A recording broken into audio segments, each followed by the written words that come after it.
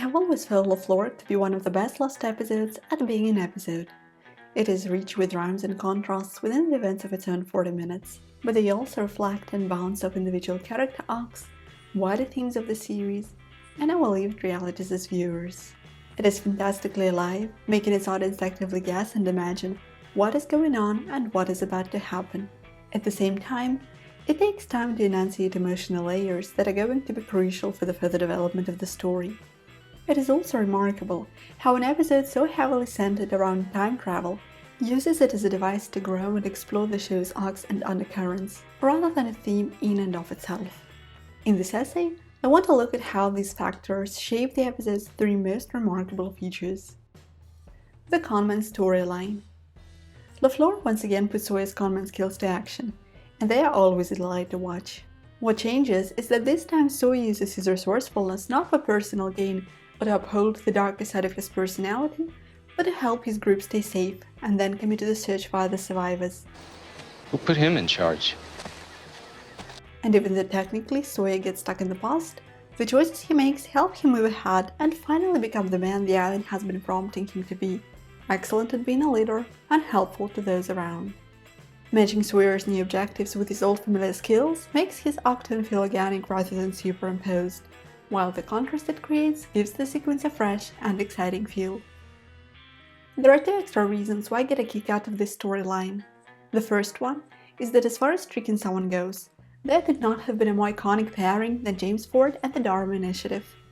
The Initiative made its appearance as an omnipresent, elusive, knowledgeable, and powerful organization, with its own legacy of psychological experiments and manipulation, which later turned out to be rather limited in terms of its actual knowledge of the island. Watching the series' favorite conman twist the Dharma Initiative around his little finger is exactly the fun that expansive stories like Lost make plenty of room for, bringing their characters together across timelines.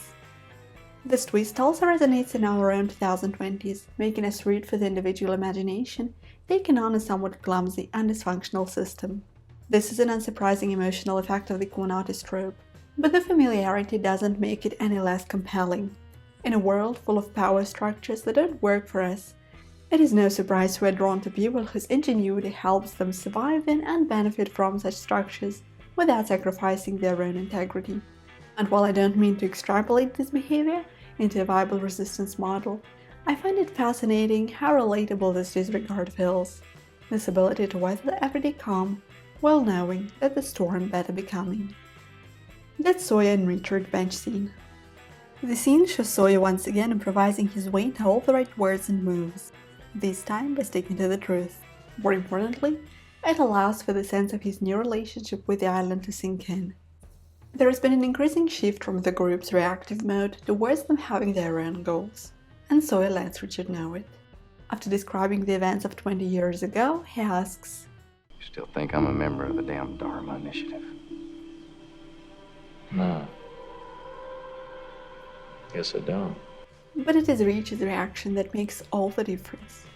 The fact that Richard, who is always on the island, always the same age, and who has just entered the Dharma compound with such authority, doesn't ask questions, and acknowledges Sawyer as an equal, solidifies the sense of the survivors and are rightful participants in the events on the island, and no longer mere recipients of whatever comes their way. The group's agency, as perceived at this moment, is going to be a crucial undertone for the rest of the season leading up to the incident. For a show that extensively explores the themes of free will versus fate, establishing those changes is especially important, and the bench scene carries its weight well. He's probably trying to explain time travel by now. Despite what Sawyer had to say, over 3 years, the group very much became part of the damn Dharma Initiative, and their lives settled into a mostly steady routine. Even though the time changed things for everyone, we never see what exactly happened during the gap, nor is there any later detailed explanation. This is a tricky storytelling maneuver, which Lost confidently pulls off thanks to its well-written characters, establishing a strong beginning of their time in Dharmaville, and keeping us excited about plot development. What I love the most, though, is the way this gap is aligned with the general idea of time travel. As Sawyer is talking to Horace during the group's first night at the Dharma compound, and Juliet, Jean, Miles, and Daniel are waiting in the yard, Miles delivers one of the best lines of the episode. We're screwed. He's probably trying to explain time travel by now. But of course, Sawyer wouldn't do it, even if he could. And this is the approach the show takes as well. When you think about it, time travel that happens in an orderly fashion, minute after minute, is sometimes as resistant to explanations as time jumps are.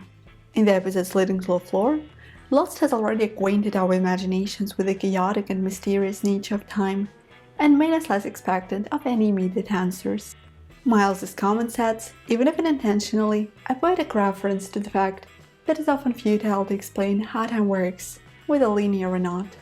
And from the audience's point of view, it is invigorating to see things that came to be, without seeing every detail of them coming into being. After all, whatever happened, happened.